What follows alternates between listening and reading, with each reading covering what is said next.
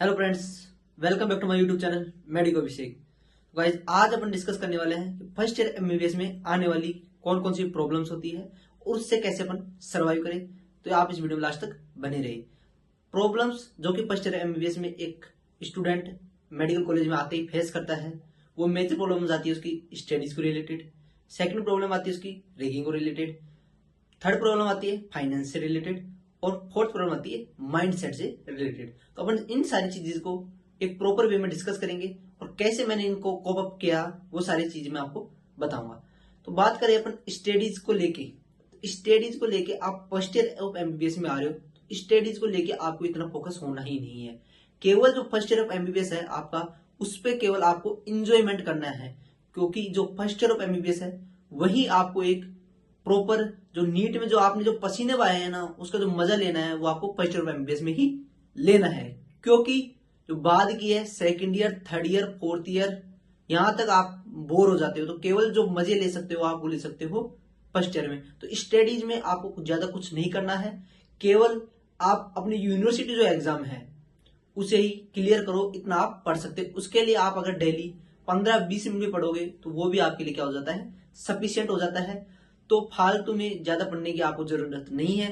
और आप चाहते हो कि मेरे को तो कुछ काम ही नहीं है, मेरे को तो केवल पढ़ना है, तो आप एक प्रॉपर आप किसी भी प्रेप मैरो किसी का भी सब्सक्रिप्शन लेके आप अपनी पढ़ाई कर सकते हैं। परंतु मैं आपको बताऊं, क्योंकि आप पहले ही एक ऐसे माइंडसेट से आए हो, नीट का जो ऐसा फोबिया होता है उसमें केवल स्टूडेंट को कुछ नहीं दिखता, केवल पढ़ाई पढ़ाई पढ़ाई। उससे आपको निपटने के लिए केवल आपको फर्स्ट ईयर में एंजॉयमेंट करना है। सेकंड चीज है रैगिंग। रैगिंग आजकल मेडिकल कॉलेजेस में होती ही नहीं है। जैसे कि पहले जो होती थी वो रैगिंग आजकल होती नहीं है। और रैगिंग केवल आपके लिए जो एक इंजॉयमेंट का ही साधन है। रैगिंग कुछ नहीं, केवल इंजॉयमेंट का साधन है। उसमें आप अपने जो विचार है, अपने जो क्लासमेट्स है, बैचमेट है और जो सीनियर्स है उनके साथ केवल आप अपने जो वर्ड्स है उनको क्या करते हैं, एक्सप्रेस करते हो। जो चीज आप नहीं जानते वो चीजें आपके सीनियर्स सिखाते हैं। कोई बाकायदा कोई परेशान आपको करता नहीं। और अगर कोई फिजिकल आपके साथ हो रहा है तो उस पर आप कुछ कर सकते हो, एक्शन ले सकते हो। बाकी जो नॉर्मल चीजें हैं, आपको कुछ सिखा रहे हैं, आपको जो बुला के कुछ इंट्रोडक्शन आप ले रहे हैं, तो वो अच्छी चीजें हैं, उस पर आप जरूर अपनी जो है पूरी सहमति बनाए रखिए। क्योंकि रैगिंग जो होती है वो केवल एक बच्चे को जो खोलने का काम करती है। मैंने कुछ ऐसे स्टूडेंट देखे हैं कि मैंने खुद ने भी रैगिंग दी है, और मैंने कुछ ऐसे स्टूडेंट दिए हैं जो रैगिंग नहीं देते और उनको बाद में पता लगता है कि यार अपन कौन क्या कर रहे हैं। केवल वो उनको मोबाइल के लिए या बीजीएमआई के लिए ये सारे गेमों के पीछे पड़े रहते हैं, और उनसे जो सोशल आप जो आपको बनानी पड़ती है मेडिकल कॉलेज में वो आपकी बन नहीं पाती है। जिससे आप जो है स्पोर्ट्स वगैरह में कोई भी कल्चर इवेंट्स होते हैं उसमें एक प्रॉपर पार्टिसिपेट नहीं कर पाते हो। तो रैगिंग ऐसी कोई भयानक चीज नहीं है, और उसका केवल डर आपको लगभग जो इनिशियल जो 2 महीने हैं, जो नीट जैसे आपने काउंसलिंग करो उसके बाद जब आपने कॉलेज ज्वाइन करी उसके 2 महीने तक आपको थोड़ा एक पीक तक रहता है। बाकी उसके बाद में सब कुछ नॉर्मल हो जाता है। आप जैसे ही थोड़े पुराने हो सीनियर्स के साथ आप बैठते उठते हो, और उसके लिए आपको जो रैगिंग देते हैं उसके साथ आपको एक पार्टी भी दी जाती है। तो ऐसी कोई भी रैगिंग जैसी ज्यादा दिक्कतें आती नहीं है। प्रॉपर आप जो है अपनी जो है रैगिंग तो इंटरेक्शन करो। मेजर इंटरेक्शन आप जब करोगे तब आपको क्या हो, बहुत फायदा मिलने वाला है। चाहे आपको स्पोर्ट्स हो, कल्चरल इवेंट्स हो, कोई भी आपको दिक्कत हो किसी भी प्रकार की, तो आपको जो है सीनियर्स आपकी प्रॉब्लम सोल्व करते हैं। थर्ड आपकी जो आती है वो आती है फाइनेंस से रिलेटेड। फाइनेंस से रिलेटेड जो प्रॉब्लम आती है वो यही है कि स्टूडेंट्स आते हैं, अब क्या है वो जो पेरेंट्स के जो है वो छूट जाता है।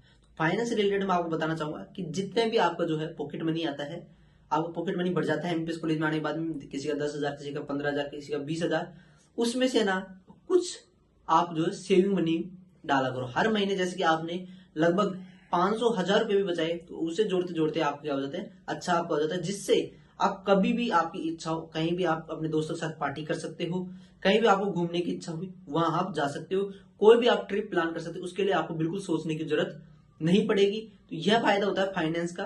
और फाइनेंस में अगर आपको जो है बैकग्राउंड थोड़ा लो पॉवर्टी लेवल पे है, आप कॉलेज की फीस के लिए भी एजुकेशन लोन ले सकते हो। एजुकेशन लोन एक प्रॉपर वे होता है।